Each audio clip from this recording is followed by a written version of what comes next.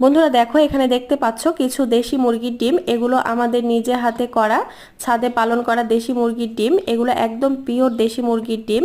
আসলে আমরা যখন বাজার থেকে কিনে খেতে যাই তখন প্রতিবারই দেখেছি সেগুলো আসলে একদম দেশি হয় না, লেয়ার মুরগির সাথে একটা মিক্সচার থাকে।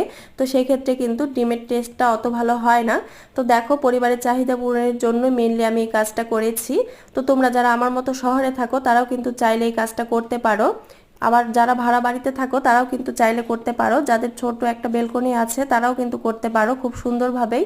কেননা আমি দেখেছি অনেকেই কিন্তু এই কাজটা করে। তো যারা এখনো জানো না বা করনি হয়তো, ভেবেছো হবে কিনা, তো তাদের জন্য বলছি এটা এমন কোনো ঝামেলার না।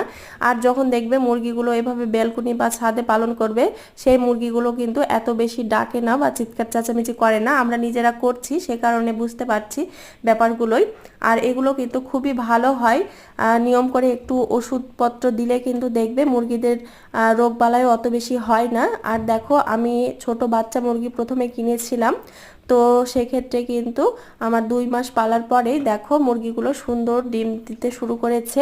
আর এখন আমি দিনে কিন্তু 7টা 8টা 9টা ডিমও পেয়ে থাকি একদিনে। আর হ্যাঁ, আমার এখানে কিন্তু খুব বেশি মুরগি নেই, আমার এখানে 14টা মুরগি আছে, আর তার সাথে আমি 2টা মোরগ দিয়ে রেখেছিলাম। তো যাই হোক, আমার কিন্তু প্রত্যেক দিনের যে পরিবারের চাহিদা ডিমের, সেটা কিন্তু খুব ইজিলি আমি পার করতে পারছি এই ডিমগুলোকে দিয়ে। অনেক বেশি হয়ে গেছে, তো এখন গরম পড়ে গেছে, তাই ভাবছি বাইরে না রেখে